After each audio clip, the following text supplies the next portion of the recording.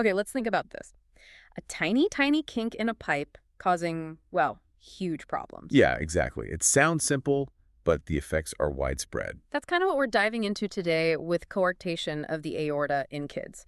CoA, for sure, right? CoA, Oh. like the body's main sort of water pipe gets squeezed. Yeah, and everything downstream is affected. It's like a cardiovascular detective story. It really is. And we're going to unpack that today, specifically geared towards MSRA pediatric revision for you listening. Right, using these great notes we've got, the plan is to cover everything. Everything. Definition, causes, risks, how it works, what else it could be, who gets it, how it looks, diagnosis, treatment, prognosis, complications, the works. Brilliant. A proper deep dive, then. Exactly. Your streamlined guide to understanding CoA. Okay, let's start at the beginning. What exactly is coarctation of the aorta? Define it for us. Okay, so basically CoA is a congenital narrowing. You're born with it. It's a pinch point in the aorta. The aorta being the main artery leaving the heart. That's the one, carrying all that oxygen-rich blood. And this narrowing, it typically happens near where the left subclavian artery branches off. To the left arm. Yep.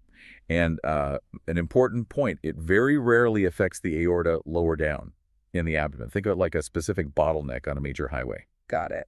A bottleneck. So what does that actually do? Well, the immediate effect is obstruction. It makes it harder for blood to flow past that point. Right. So the heart has to pump harder to push blood through, which leads to higher blood pressure before the narrowing. That's secondary hypertension. Okay, high pressure upstream. And then less blood gets through effectively to the lower body. That's hypoperfusion. So high pressure in the arms, potentially lower pressure or weaker pulses in the legs. Makes sense. Now, these notes also mention something called pseudocoarctation.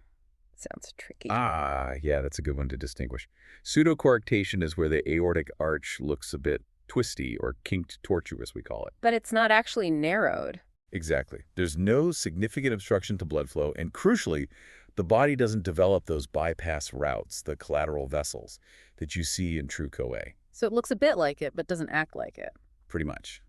And because blood flow isn't really blocked, it usually doesn't need treatment. It's more of an anatomical variant. Good clarification. And you mentioned associations earlier. CoA doesn't usually travel alone. Often not, no. It's frequently found alongside other congenital heart defects. Like what?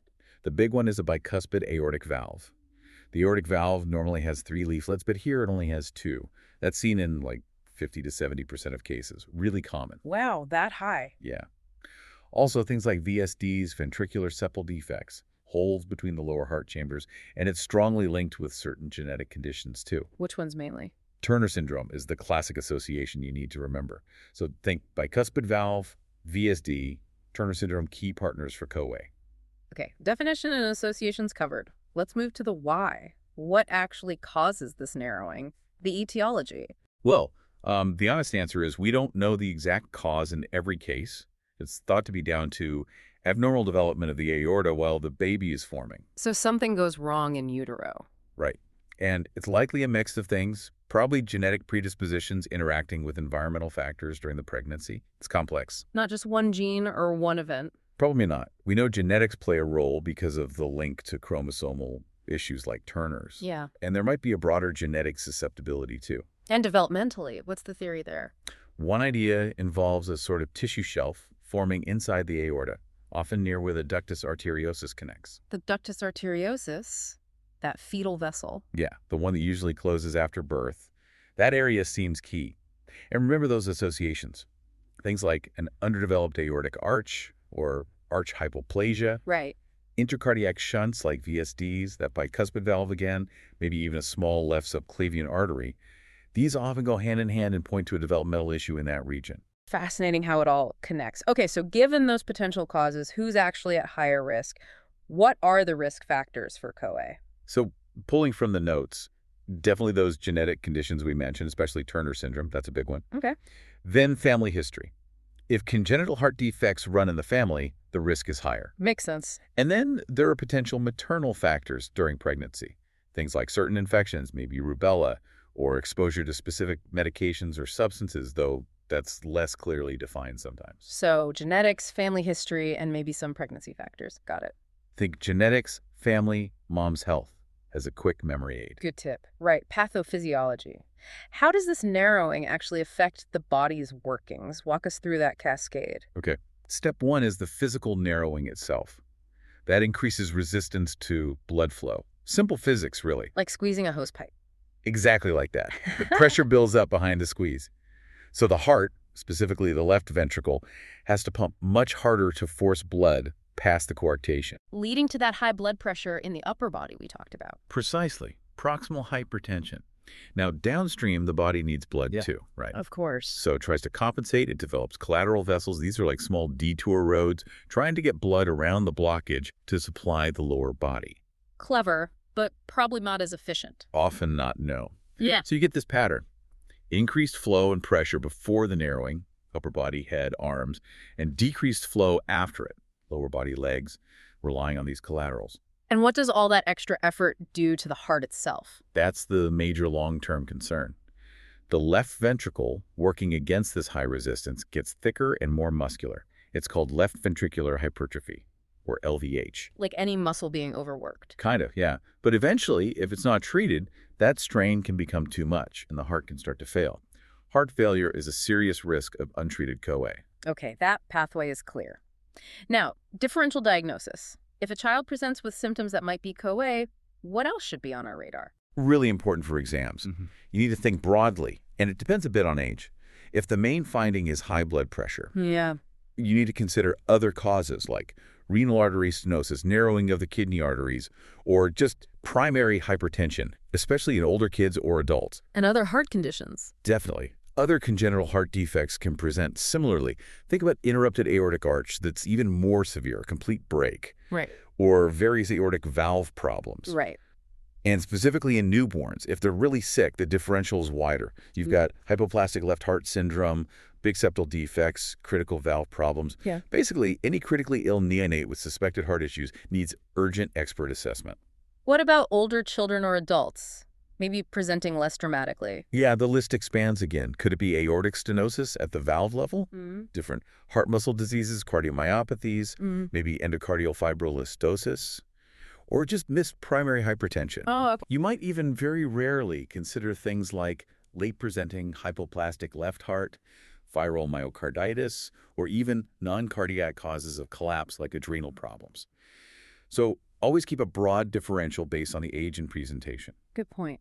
So how common is this condition? What's the epidemiology? It's one of the more common congenital heart defects, actually. In the UK, the figures are around 3 to 6 cases per 10,000 live births. Okay. And there seems to be a slight male predominance. Globally, maybe around 1 in 2,500 births, possibly higher in Caucasians, again, more often in males. Any other patterns? Well, genetics clearly play a role, as we discussed with family history and syndromes like Turner's. The age it's picked up really varies, though. Depends on severity. Exactly. Severe narrowing, especially with other heart issues, will likely show up very early. Milder cases might not be found until childhood or even adulthood, maybe during a checkup for hypertension. Right, which leads us nicely into clinical presentation. How does CoA actually look in patients? It's a real spectrum. Antenatally, before birth, it can be suspected on ultrasound if they see certain signs, but the notes say it's often difficult to spot definitively. Okay. What about after birth, say in a newborn? This is critical. Severe CoA can present in the first few weeks of life, often as the ductus arteriosus closes. The baby might become very unwell. How unwell? What are the signs? Think poor feeding, being really lethargic, breathing fast, tachypnea, signs of heart failure, and even circulatory collapse or shock. It can be life-threatening. And on examination, what are the classic physical findings? Key things to look for. Weak or absent pulses in the legs compared to strong pulses in the arms. That's the radiofemoral delay or pulse difference. Then measure blood pressure in all 4 limbs if you can. You'll find higher pressure in the arms than the legs. The pressure gradient. Exactly. You might also see differential cyanosis. The upper body looks pink, but the lower body looks bluish, especially if the ductus is still open and supplying deoxygenated blood downwards. And listen for a murmur. Where would you hear that? Typically a systolic murmur, best heard between the shoulder blades on the back or sometimes under the left clavicle at the front. These are major red flags in a neonate. Okay, that's the severe early presentation. What if it's milder and presents later? Often these children or adults are actually asymptomatic for a long time. Really? Yeah. It might get picked up because someone hears a murmur during a routine check or they're investigated for high blood pressure. But sometimes there are symptoms. Yes. They might complain of headaches, maybe nosebleeds from the high pressure, Yeah. leg cramps, or pain when they exercise. That's claudication due to poor lower limb blood flow, or just general exercise intolerance. And physical findings in these later cases. Similar principles apply. You might notice a size difference between the arms if the left subclavian artery origin is involved. Right. Maybe weaker leg muscles, cold feet. Definitely check for that pulse discrepancy and blood pressure difference between arms and legs. Still the key sign. Absolutely. The murmur might still be there. Sometimes it can become continuous if collaterals are well developed. You might also hear an ejection click if they have that common bicuspid aortic valve. Anything else to be aware of in older patients? Yes, importantly, the long-term risk of baryaneurysms in the brain. So unexplained neurological symptoms or severe headaches warrant investigation, as there's a higher risk of subarachnoid hemorrhage. Okay, quite a range of presentations. So once you suspect CoA, how do you confirm it? What investigations are used? The number one tool is transthoracic echocardiography, the heart ultrasound. Yep, echo. It's usually the first and main investigation. It can directly visualize the narrowed segment, assess how severe it is, measure the pressure gradient across it, and importantly, look for all those associated defects like bicuspid valves or VSDs. So echo is key for diagnosis and checking associated issues. What else? For a more detailed look at the aorta itself, especially the whole aortic arch, cardiac MRI, or sometimes CT angiography are excellent. They give really clear anatomical pictures. Better visualization of the structure. Exactly. Very useful for planning surgery or intervention. What about simpler things like blood tests or a chest x-ray? Yeah, they have a role. If hypertension is found, you do baseline bloods, kidney function, UNEs, creatinine, full blood count, maybe glucose to check for other causes or effects of the high pressure. And the x-ray, what might that show? Chest x-ray can sometimes show signs suggestive of CoA, especially if it's long-standing. You might see an enlarged heart shadow, maybe an indentation on the aortic silhouette called the figure 3 sign. Figure 3. Yeah, the aorta looks a bit like the number 3 because of the narrowing and the dilation before and after it. And the classic sign, though often seen later, is rib notching. Rib notching, what causes that? That's caused by those collateral arteries we talked about. The intercostal arteries enlarge to bypass the coarctation, and over time they can erode the undersurface of the ribs. Seeing rib notching is pretty specific for long-standing CoA with significant collaterals. Think rib notching, collaterals working overtime. Wow, okay. What about an ECG? ECG findings depend on age and severity. In adults with untreated CoA, you'd expect signs of that left ventricular hypertrophy, LVH, due to the pressure overload, maybe even signs of strain or ischemia. In newborns, paradoxically, you might initially see right ventricular hypertrophy because the RV is pumping against the high-resistance ductus before it closes. Interesting. And finally, cardiac catheterization. When is that needed? That's more invasive, so it's not usually first line for diagnosis anymore, thanks to echo and MRI-CT. But it's used if the diagnosis is still unclear, or more commonly, to get precise pressure measurements across the coarctation. To measure the gradient accurately? Yes, and also to assess any other associated problems. And importantly, catheterization can also be therapeutic. You can perform balloon angioplasty or place a stent during the same procedure. Right, which brings us to management. How is CoA treated? It really depends on the severity and the patient's age and symptoms. For severe CoA causing problems in the newborn, it's an emergency. They need immediate intervention. What kind of intervention? Either surgery to repair the aorta, or increasingly balloon angioplasty, sometimes with stent placement, done via cardiac catheterization. And medications, do they play a role? Yes, definitely. In those critically ill newborns, a drug called prostaglandin E1 is vital. It keeps the ductus arteriosus open. The fetal vessel. Yeah, keeping it open provides a temporary route for blood flow to the lower body, stabilizing the baby before definitive repair. Also, if there's heart failure, diuretics and inotropes, drugs to help the heart pump, might be needed. What about managing the hypertension? Good question. In older children or adults with hypertension due to CoA, medications like beta blockers are often used both before and potentially after repair if the hypertension persists. After repair, if there's no significant leftover narrowing, ACE inhibitors or ARBs might be used for ongoing blood pressure control. And the definitive fix is surgery or angioplasty. Correct. The aim is to relieve that obstruction. Surgical techniques have evolved a lot, often involving removing the narrow segment and reconnecting the aorta, sometimes using a patch or graft. And the angioplastolenting? That's the less invasive catheter-based approach. A balloon is inflated across the narrow segment to stretch it open, and often a metal mesh tube, a stent, is deployed to keep it open. How do you choose between surgery and angioplasty? It's complex, depends on age, the exact anatomy of the coarctation, other heart issues, and local expertise. For neonates needing urgent treatment, surgery has traditionally been preferred for long-term results, though angioplasty can be a bridge.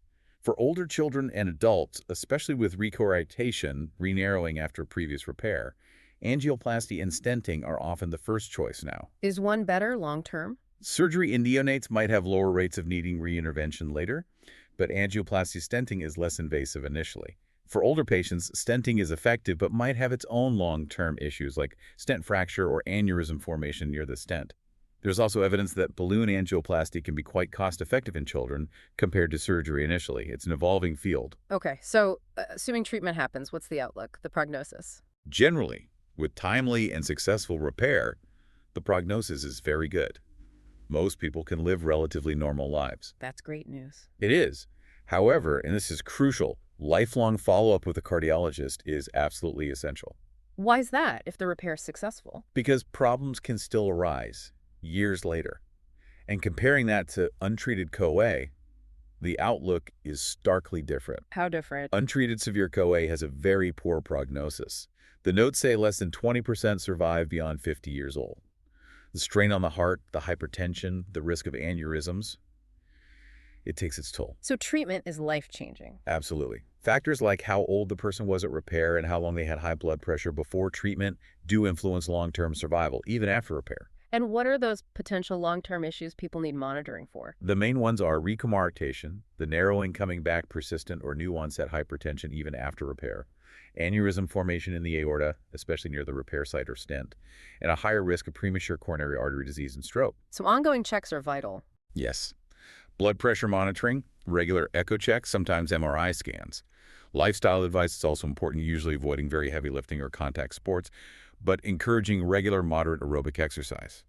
And a special note for women. Yes. Pregnancy after CoA repair is considered high risk and needs specialist management due to the stresses on the cardiovascular system. Unrepaired CoA carries a very high maternal mortality risk. Understood. Let's list out those potential complications again, just to be clear. What can go wrong with CoA before or after treatment? Okay, so the list includes recoarctation, re-narrowing, persistent hypertension, aortic aneurysm formation, aortic dissection, a tear in the aorta wall, very serious, higher risk in pregnancy, rupture of cerebral aneurysms, aneurysms, also higher risk in pregnancy. Cardiovascular ones mainly. Yes, and also congestive cardiac failure from the heart strain, infective endocarditis, infection of the heart lining, especially if valves are abnormal, rarely spinal cord ischemia leading to paralysis if blood supply is disrupted during repair, recurrent laryngeal nerve injury causing voice changes, endocardial fibroelastosis, hypertrophic cardiomyopathy, and postoperative issues like chylothorax, lymph fluid leak, or mesenteric arteritis, inflammation of gut arteries after flow is restored. It's a broad range, highlighting why lifelong care is needed. Definitely. Finally, before we wrap up, any thoughts on prevention or the importance of early detection? Well, since the exact cause isn't fully known, primary prevention isn't really possible. But early detection makes a huge difference. How can we improve that? Prenatal ultrasound can sometimes pick up suggestive signs like an enlarged right ventricle or specific aortic arch views, prompting closer checks after birth. But the most crucial thing is that thorough newborn examination. Checking those pulses. Yes, carefully feeling the femoral pulses in the legs and comparing them to the arm pulses. Any weakness or delay should raise suspicion. Some guidelines also recommend forelimb blood pressure checks in newborns if there's any concern, or even routinely. Catching it early, before the baby gets sick, leads to much better outcomes. So that newborn check is absolutely critical. It really is. Okay, let's try and summarize this deep dive on coarctation of the aorta. It's a congenital narrowing, usually near the left subclavian artery. Right, causing higher pressure before it, lower pressure after it. Linked to genetics like Turner syndrome and often other heart defects like bicuspid aortic valve. Presentation varies hugely from critical illness in newborns with weak leg pulses and shock, to being picked up incidentally due to hypertension or a murmur later in life, sometimes with symptoms like headaches or leg cramps. Diagnosis relies heavily on echocardiography, with MRI or CT for detailed anatomy. Chest X-ray might show late signs like rib notching. Management involves stabilizing newborns with prostaglandin, then definitive repair, either surgery or balloon angioplasty stenting, depending on the situation. And prognosis is generally good with timely treatment, but lifelong follow-up is non-negotiable due to risks like recoarctation, hypertension, and aneurysms. Excellent summary. A complex topic, but hopefully that breakdown helps everyone listening with their MSRA revision. Absolutely. And don't forget, for more MSRA preparation, do check out PassTheMSRA.com. And freemasra.com as well. Yeah. Great resources there. Definitely worth looking at. So a final thought to leave you with. Coarctation teaches us how a localized anatomical issue can have such widespread systemic effects. Always think about the connection between upper and lower limb pulses and pressures. Sometimes that simple check can uncover a significant, treatable condition. Keep digging, keep learning.